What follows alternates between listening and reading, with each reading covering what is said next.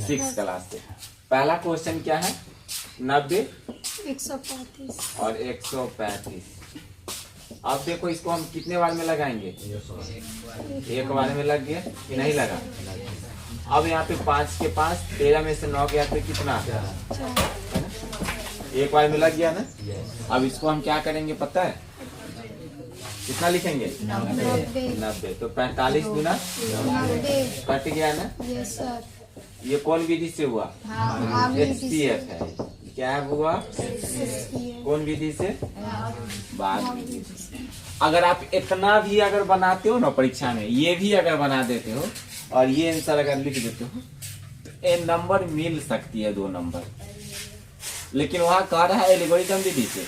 आपका सूत्र वहां पे लिखा हुआ है कौन विधि से, लेकिन यहाँ क्या कह रहा है? भाग विधि से। इतना भी अगर आप बनाते हैं तो नंबर मिलेगी।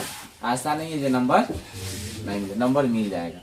लेकिन वहां अगर एल्गोरिथम विधि से कहता है, ये अगर तुमको समझ में आ गया सिर्फ ये चीज, ये कैसे बनाया जाए। पहले देखो 90 है तो मैंने कितने बार में लगाया?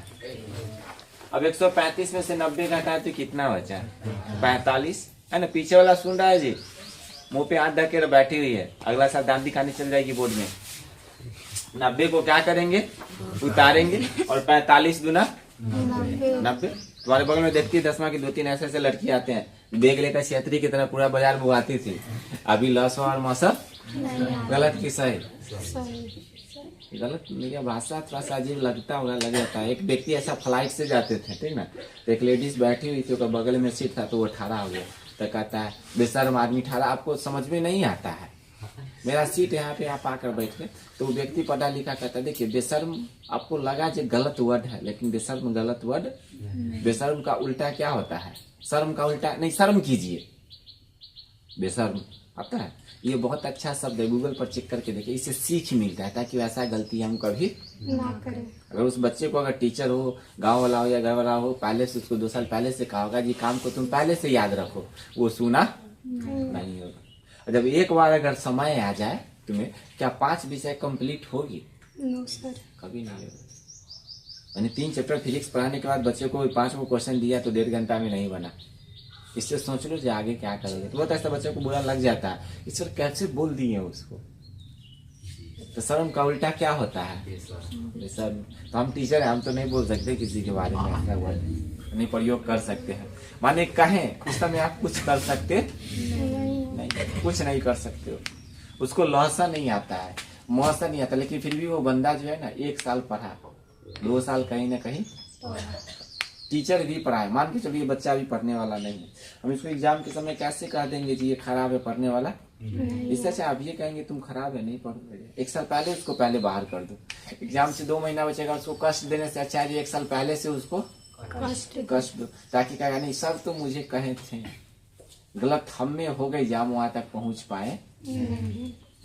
लेकिन अभी के व्यक्ति है ना 1% अपना गलत निकालते, 99% दिखने वाला कम, निगारने वाला ज्यादा है ना।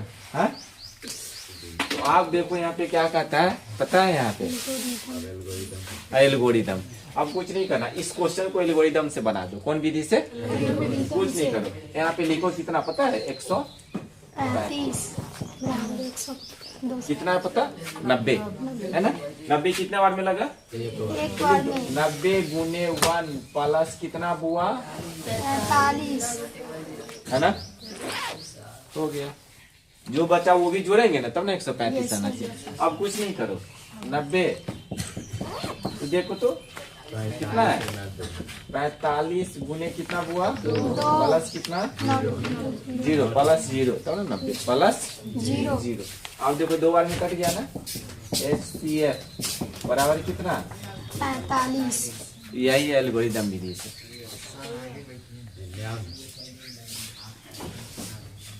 ये कौन विधि से है ना? एल्गोरिथम विधि से। अब ऐसा क्वेश्चन आपके किताब में 5 से 7 क्वेश्चन टेक्स्ट बुक में है और 5 से 7 क्वेश्चन क्या चीज में है? NCERT बुक में है। 5 से 7 क्वेश्चन आपका दबंग गैस पेपर में है। पहले सारा क्वेश्चन को कोशिश कीजिएगा जो हम क्या करें पता है? भाग विधि से बना ले।